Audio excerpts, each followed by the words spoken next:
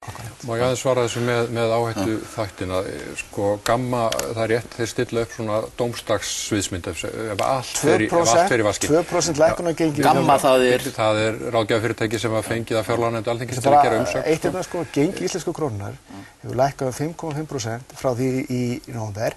Það er gengi sem er í gjaldeyrishöftum og aflandskrónur sem við ættum kannski frekar að miða við, því það sem útlendingar eru að eiga viðskipti með krónuna, það er 35% lægra gengi. Og við ætlum bara að láta sér svo, við ætlum að fara til spá Seðlabankans sem segir að gengi krónuna sé að styrkjast á næsta árum. Já, þessi úttekt gamma, hún sýnir margar sviðsmyndir. Þetta er versta sviðsmyndin og þetta er ef allt fyrir vaskinn. Þetta er 2% veiking gengiskrónunar á ársfjórðungi í 5 ár sem að þýðir að þeir eru að spá 55% veikingu krónunar, evran fari úr 162 krónum yfir í 250 krónum. Nei, það er ekki 5 árum. Það er á 10 ára tímabili þá verður það. Og öðru lagi eru þeir að spá því að endurheimtur úr búinu versni held ég 10% og í þriðja lagi eru að spá því að endurheimtur senki töluvert. Þannig að þetta er öll þessi 3 dómsdagsskilyrði þá komin saman í eitt. Þetta er afar ósennileg sviðsmynd. Og við verðum líka að hafa það í huga varðandi gengisáhættuna að íslenska krónan í dag í sögulegu, raungengið í sögulegu lágmarki og það sannast ekkert mjög líklegt að krónan eigi að fara að veikjast mjög mikið úr því sem komið og tilhneigingin ætti nú frekar að vera í átt að styrkingu. Það eru mjög sterkir fundamentalar núna hjá okkur eða svona grunnstærðir í hagkerfinu eru fínar. Við erum með 120–130 milljarða jákvæðan vöru og þjónustu skipta jöfnuð á ári núna sem að þýðir það að krónan á að geta styrst eða Seðlabankinn á að geta safnað forða. Og aftur í samanburði við þessar tölur þá eru þessi líklegasta útkoma, þessi 32 milljarðar, þetta bara ekki stóra vandamálið. Við getum þetta alveg og það hægt að klára þennan samning með þessum skilyrðum og það gert ráð fyrir þessu í áætlunum okkar með Alþjóðagjaldeyrissjóðnum. Við getum alveg klárað þetta mál, þetta ekki of stór biti fyrir okkur að kyngja. Það búið að vera að rekna með þessu í síðustu 2 ár. Aha, já. Sko, það eru nú alltaf miklu fleiri hlutir og það er þetta sem þú nefndir áðan. Hvaða afleiðingar hefur já og hvaða afleiðingar hefur nei? Og það er á rétt hjá þér, það var hérna þetta er náttúrulega orðið langt ferli og það var talað að við erum Norður-Kórea og ekki hvað hérna einu sinni og það reyndist ekki satt, þannig að sporin hræða nú að vissu leyti þar, að menn séu svona aðeins að mála hlutina svartara litum en nauðsyn en hvaða afleiðingar myndir þú segja að það hefði að segja nei? Það hefur engar stórkostlegar afleiðingar. Það er ekki, Margrét fór yfir það áðan að það sem gerist þá er að kannski 5 skref.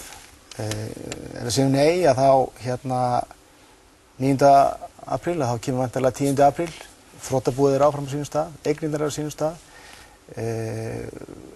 Bretar og hollendingar fá væntanlega forgang í kröfurnar. Þeir fá síðan verður væntanlega áhersla hjá þrotabúinu að greiða sem hraðast út úr því og þeir fá þá greitt, þeir fá miklu meira greitt heldur en lágmarki. Það er vegna neyðarlagana sem að Íslendingar settu, þeir eru að koma betur út. Þeir eru ekki fórnarlömb í þessu. Þannig að það gerist. Nú síðan er eftirstofnun EFTA með máli til meðferðar.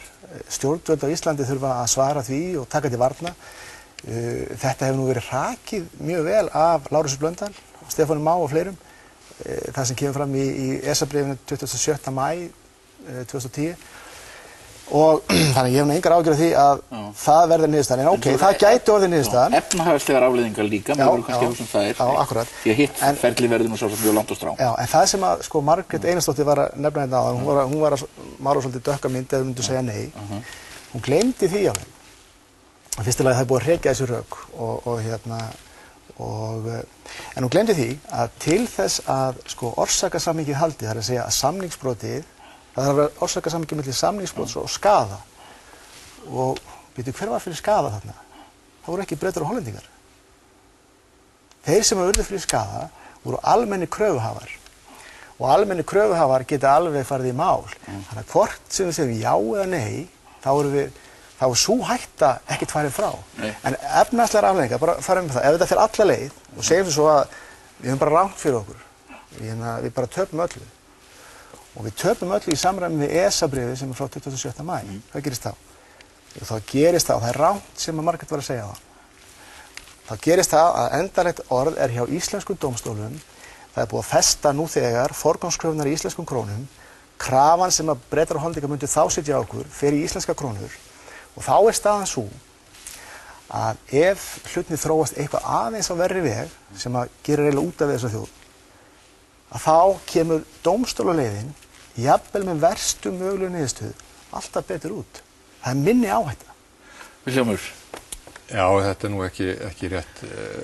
Það verulega mikil áhætta af því með að hafna þessum samningum. Það sem að við erum nefnilega svona nokkurn veginn að komast fyrir vind, myndi ég að segja, og við erum svona farin að sjá fyrir hornið í efnahagslegu endurreisninni.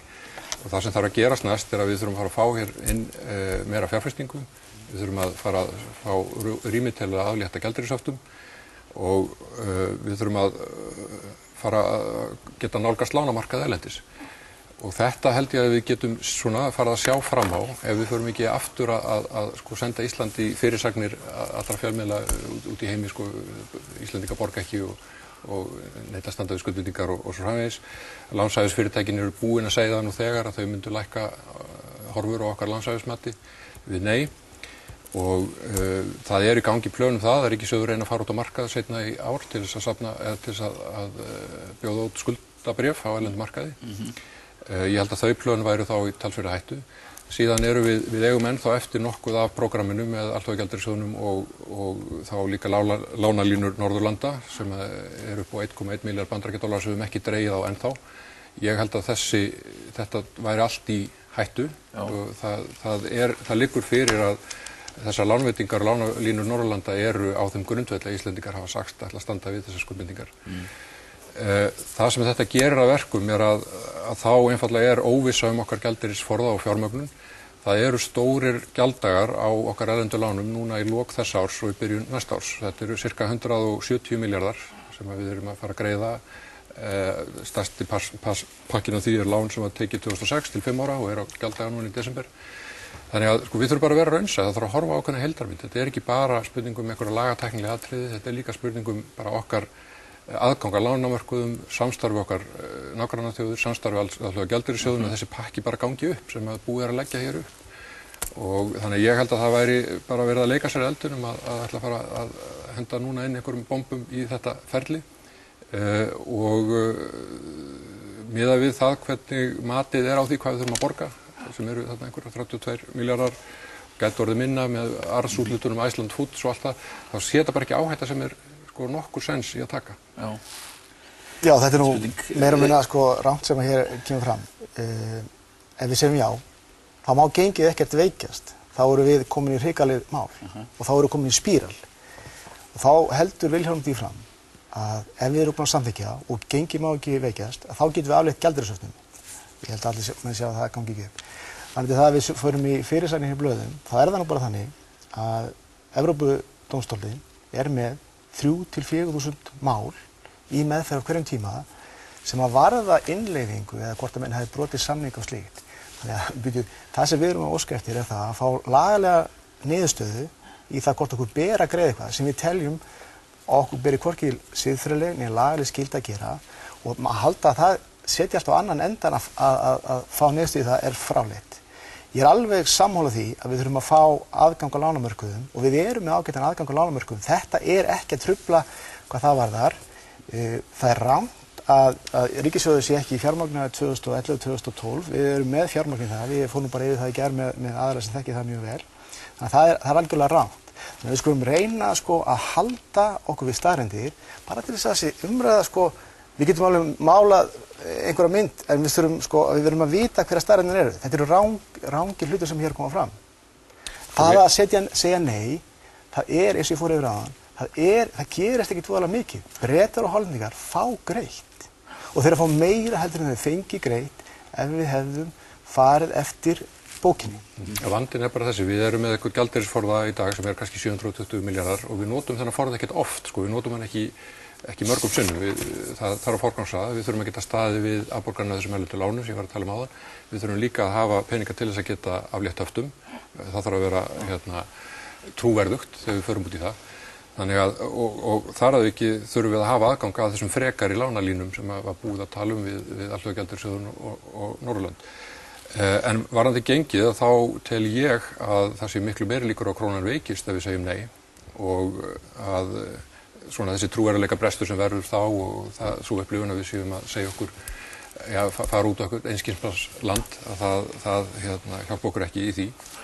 Þannig að ég held að við þurfum að passa okkur á því líka að ef við segjum nei að þá eru líka allar þessar áhættur áfram fyrir hendi að þó að krónan veikist þá og við segjum nei, við þurfum hugsanlega samt að borga þetta og þá með veikari krónu. En við endum samt alltaf á þessu punkti, það er náttúrulega tvennt, ber okkur einhver lagaleg skylda að borga þetta og það er náttúrulega búið að fara mörgum yfir það og það er náttúrulega, það er ekki víst. En þá, og svo er líka hinn rökin sem eru náttúrulega ansi kannski sterkustu rökin í þessu þegar menn segja ekki vilja borga þetta, eigum við að borga skuldir sem að enga aðilar stofna til, eigum við fólkið í landinu að borga slíkar skuldir. Það er kannski, þetta endar svolítið þannig. Og bætti við að þó að við förum dómstólina, þó að allt færi eins og svartsýnir sem menn halda, þá verður betur sett, við tökum minni áhættu.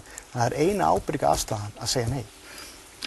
Já, ég finnst það fullkomlega skuldir og borga skuldir og óreiðum hana og svo náttúrulega þessi lagalega hlið sem ég segi, hún og mér segja og Margrét var nú ekki það en þetta væri kannski líklegra við dæmt út af mismununinni en út af innistæðu tryggingarsjóðnum, það væri meira vandamál fyrir okkur en þetta er samt óvíst. Þetta er mjög súrt auðvitað að þurfa að borga þetta, auðvitað vill einhver gaman að borga þessi og ekki mér heldur og hins vegar þetta er innistæðu tryggingakerfi, það er innistæðu tryggingakerfi allstaðar í svona hinum þróaða fjármálaheimi og við vorum með slíkt eins og aðrir. Og innistæðutryggingakerfi er ekki bara til að vernda neytendur, þau eru líka til þess að efla fjármálastöðugleika vegna þess að ef þú ert ekki með innistæðutryggingakerfi þá er minnsta gróusaga, hún getur valdið það verði áhlaup á banka, þannig að það er ákveðnar ástæði fyrir því. En þetta er ástæðan fyrir því að við erum með þetta Icesave-mál á annað borð, þetta er ekki skemmtilegt að þurfa að borga þetta, en það er skynsamlegt. En menn er alltaf að tala um náttúruvernd og þegar menn að tala um náttúruvernd þá segja menn leyfum náttúruna njóta vafans. Og í þessu máli þá er þetta bara þannig að það liggur alveg fyrir hagfræðilega þá er þetta gríðarlega áhættusamt. Það þarf ekkert út af að bregða, þá erum við komin í spíral. Við höfum ekki efni á þessu. Við erum að framlengja gjaldeyrishöftin og ég segi bara, ætlum við að leggja efnahagslegt sjálfstæði þjóðarinnar undir hvað varðar og byggt á einhverjum spám fyrir fjármálamarkaði sem við vitum að mun ekki standast. Ég segi bara frekar, leyfum nú komandi kynslóðum að njóta vafans. Þú segir nei. Sleppum þessu. Ég segi já, ég á 2 börn sem eru núna í háskóla og eru að fara út á vinnumarkaðinn og fyrir þeirra hönd og annarra Íslendinga þá verður að segja já við þessu klára þetta mál, fá út úr heiminum og halda áfram. Það fer ekkert út úr heiminum, það er rangt. Já eða nei, það skiptir ekki máli. Dómsmál munu koma upp. Þetta breytir engu það. Eina sem gerist er það að við erum búin að koma okkur í gríðarlega áhættu og ef almenni kröfuhafar fara í mál, þá gerist það að við þurfum okkar staðar er gjörbreytt og hún er verri vegna þess að við erum búin að festa okkur í láninu. Bara klára, hvernig haldið þetta fari núna 9. apríl? Já, ég er alveg hræddur að það svona molni undan mínum málstaði á málstaðnum vegna þess að það er bara miklu auðveldara að selja neyið, eins og maður segja. Þetta er miklu erfiðara ákvörðun að fara á kjörstað og ómaka sig til þess að setja krossin við það að maður er að fara að borga pening. Ég bara vona samt að fólk horfi á heildarmyndina, horfi á framtíðina og svona vil ég taka skynsömu leiðina eins og 44 þingmenn sem voru búin að skoða þetta mál vel. Ég held að við höfum að hafa mjög góð rök fyrir að ganga á móti. Við erum að sjá það í skoðanakönnunum að þetta er algjörlega að snúast við. Fyrir stuttu síðan var þetta 60% og 52% sem vilja segja já og þegar að þjóðin er að kynna sér þetta svona öfgalaust, bara fara yfir staðreyndir og málefnin og átt að sjá því að þetta er ekkert, þetta er eins og síða þegar við áttum að lenda í kúpu norðursins að þá er ég alveg sannfærður það að ég fá nei. Já, takk ykkur fyrir gott að fá okkur hérna. Þið voru ekki svona máleflegar umræður eins og ég hef verið þetta. Það er eins og ég segi, það er kannski eitt böl í þessu máli, hvað menn geta stundum dottið út til að nota ljóta orð það, þeir sem eru á móti þessu síðu útbelgdir þjóðrembumenn og þeir sem eru með þessu síðu landræðamenn svikara. Það er ekki með, ef menn tala svoleiðis, þá er ekki hægt að vera með. Þetta er líka tilraun það hvort að beint lýðræði virkar. Takk ykkur fyrir að koma, Jón og Vilhjálmur. Þetta er búið okkur í dag.